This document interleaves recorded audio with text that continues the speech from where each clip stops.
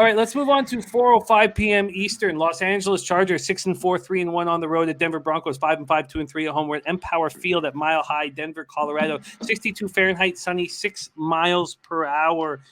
We have Denver opening up as 2.5-point dogs at plus 110. That's now 2.5 at plus 100. There are threes on the board. Let me move over to spreads and totals. Yeah, Hastings Street. I keep getting these flashbacks. Oh man, Jesus, what a wild night! I could tell you that story for 4 hours, probably. Well, I could tell it well for 20 minutes. Chargers, Broncos. The total opened up at 47.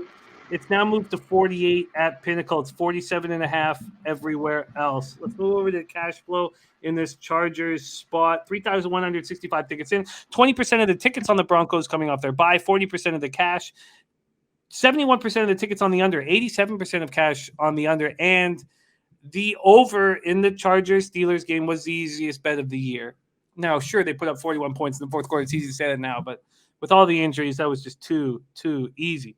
Chargers coming off a wild 41-37 win at home over the Steelers. Their offense is excellent. Their defense is atrocious. 5 of the Chargers' 6 wins this season have been fourth-quarter comebacks. Last season, they lost 5 times when leading in the fourth. You want to talk about the difference between Lynn Swann and Staley?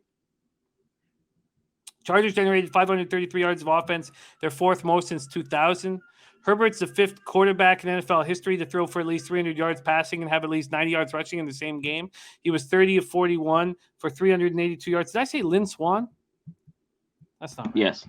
Oh, sorry, my fault. I'm still thinking of 5 decades too late. Yeah. No shit. I'm still on Hastings Street. I'm still watching my first bum fight on Hastings Street. It was a real deal too. They bloodied each other. Keenan Allen, 9 receptions for 112 yards. Mike Williams caught 5 passes for 97 yards and a touchdown. Austin Eckler caught 6 passes for 2 touchdowns and ran 11 times for 50 yards with 2 touchdowns. 9th player in the Super Bowl era with at least 2 rushing and 2 receiving scores in the same game. They did get 3 sacks and 6 quarterback hits, but they made Big Ben look like an MVP again. Cornerback Asante Samuel Jr. suffered a concussion during the fourth quarter. He's in concussion protocol. Defensive tackle Christian Covington and Jerry Tillery were a big part of that over. Now, look, they don't play every snap or anything like that, but you lose those 2 defensive tackles with COVID, and now Laniel Joseph has been added to that list. Are they all coming back? Safeties Mark Webb Jr. and Eli Gilman were inactive and are listed as questionable this week. Broncos coming fresh off their bye week. They were last seen in an ugly 30-13 home loss to the Eagles. Bridgewater, 22 of 36, 226 yards, no touchdowns, no picks. Teddy Bridgewater is now 14 touchdowns to 5 interceptions. So that's okay. That's all right. But they're averaging 10.7 yards per reception. That's not enough. And the opponents of the Broncos are averaging 12.5. Okubunam was the leading receiver with 3 catches for 77 yards. Broncos have 7 receivers, I believe, with at least 19 catches. 43 by Cortland Sutton. So Cortland Sutton, they just signed a big contract. That's 32nd in the league. Obviously, Jerry Jeudy out for 6 games from games 2 to game 7 with the high ankle sprain hurt, and Jerry Jeudy back should spark the downfield passing game. Javonte Williams has outplayed Melvin Gordon, I believe. Melvin Gordon did go 9 for 45 with a touchdown, but lost a fumble. Javonte Williams went 8 for 48. It was the first game since trading Von Miller where they were unable to dial up any pressure. The first times we saw this defense without Von Miller, they were dialing it up. Broncos were 7th in yards with 328.2. That's defensively. 16th against the run at 109.9. 7th against the pass at 218.3. Tied for 20th in points allowed at 18.3. 26th on third down, 43.5%. That's not going to cut it. They've allowed 22 passes of at least 25 yards. It's ridiculous when you're paying that secondary the amount of money they're paying them. So Surtain's the only cornerback with an interception. Safety Justin Simmons has 4, Caden Stearns has 2, and Kareem Jackson has 1. But this grossly overpaid secondary. Babano, Chargers, Broncos, take it away. Yeah, it's definitely got that feel of we save our season spot for Denver a little bit in this one. They're coming off the bye week, and it was a ugly loss for them before the bye against Philadelphia, 30-13. You're right; they're going to get healthier here in this game. For me, I'm leaning Denver, but I don't know if it's enough points because I still think the Chargers are a little bit better than the Broncos. The one thing that does concern me a bit is Denver under Vic Fangio likes to blitz, bring the house, bring extra pressure. And Herbert at times against teams that play that way defensively has had some tougher games and rougher games as well. So the Baltimore game sticks out. Baltimore with Wink Martindale, what's he do?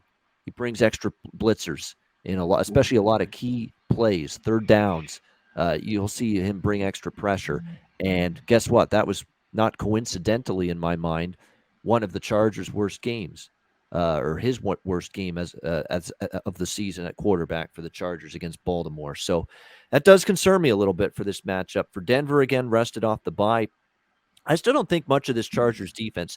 I don't know about you guys. The more I watch them, the more I'm unimpressed. I mean, I like that they can get pressure with Joey Bosa, and he's obviously a top-tier pass rusher. They cannot stop the run. They've not been able to stop the run all year. If you're Denver, shame on you if you don't commit to Javonte Williams and Melvin Gordon on the ground in this game. I mean, you look at the Chargers' numbers on the defensive side of the football against the run. We're talking 145 rushing yards per game, 4.7 yards per carry. That's not good whatsoever. This has got to be a game where they commit to the run, help Teddy Bridgewater out. And by the way, there's another key injury, too, that you got to worry about for the Chargers.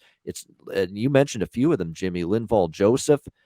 Is Asante Samuel Jr. going to play with the concussion? I think he's developed into one of, if not their best cornerback in the secondary. He's played extremely well this season. And if he doesn't play, that's going to give the Broncos, and specifically, a guy like Cortland Sutton and Jerry Jeudy, Tim Patrick, that's going to give them a lot more room to maneuver in that secondary down the field. And again, the more I watch this Chargers defense, the more I kind of feel they're not playing as well. So this, believe it or not, it may be a Denver team total over in this game because I think the Chargers offense could score some points here, but you got to think off a bye week with the blitz-happy scheme that Denver likes to run. They could have some success here defensively against Herbert. I do think this sets up, though, as a game where Denver can move the football. Do I want to trust the Broncos to win the game? I'm not sure.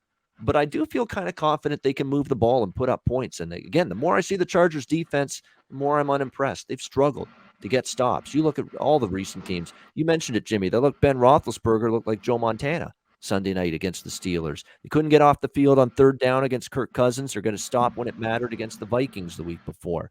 Jalen Hurts and the Eagles, they couldn't stop them the game before that. So I'm looking probably at a Broncos team total over 22.5 in this one. In fact, I'm not just going to say I'm looking at it. I'm going to lock it in and make it official. Denver Broncos team total over 22.5.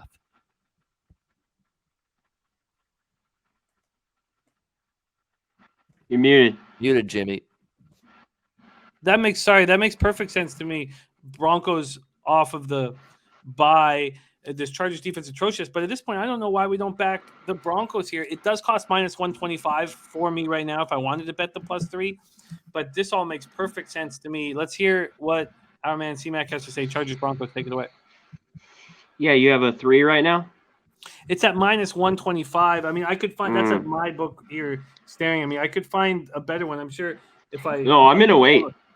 Real quick, I'll wait because I think Charger money comes here a little bit, especially the later you wait in the week. I think this moves to 3. Who knows? I think there'll be a lot of love for the Chargers. This is a strange team. Obviously, Herbert's very good. The defense cannot stop anybody. They can light it up. But I think the Broncos off the bye at home here is going to be tough. Like you're talking about, Ben. I think they're just going to run it and keep running it and run it. Bridgewater play action. That could keep this game under. It's a little scary. Just right away, just go over here. I'd be a little bit leery. This over 47.5. Chargers last 7 times they've been there, 5 have gone under. Broncos are 8-2 to the under this year. They've played a lot of low-scoring games. Even last week, 2 weeks ago, Jimmy, when I had that under, there's a bunch of points early. It still stayed under, barely, that Eagles game. This is a tough one. I'd just rather wait. I don't mind your team total. I do think they score coming off the bye. Broncos are very Jekyll and Hyde team. To me, they're the ultimate 8-9 football team. 7 they went into Dallas 1. They have these weeks. They play okay. They grit some out. They get their ass kicked at times. They don't have many playmakers. Bridgewater's solid. He's always solid against the number ATS. But I'll sit back and wait because I think people will back the Chargers. And I've liked the Chargers. They've been good on the road. Even they went to the East Coast and got a cover this year. And usually I'll never take them there. They're a little bit better, going the mile high, I guess, if you want to lay points. But I'm not going to do it here. So, I'm going to just sit back and wait. I'm going to wait, maybe take the Broncos or maybe look at that team total as well. Yeah, I like where you guys are at. I don't think we're going to see a 3. Like a pick 'em, personally. Maybe we do, but I think and then look, if I'm betting $5,000, I'd be happy to take the +3 at -125. Betting $200, I don't want to take that -125. No. So, look, that's the situation that I'm dealing with right now. But I agree, and in fact, I guess I moved towards the Broncos money line. I guess that. But even that, I could just see Herbert ruining this at the very end.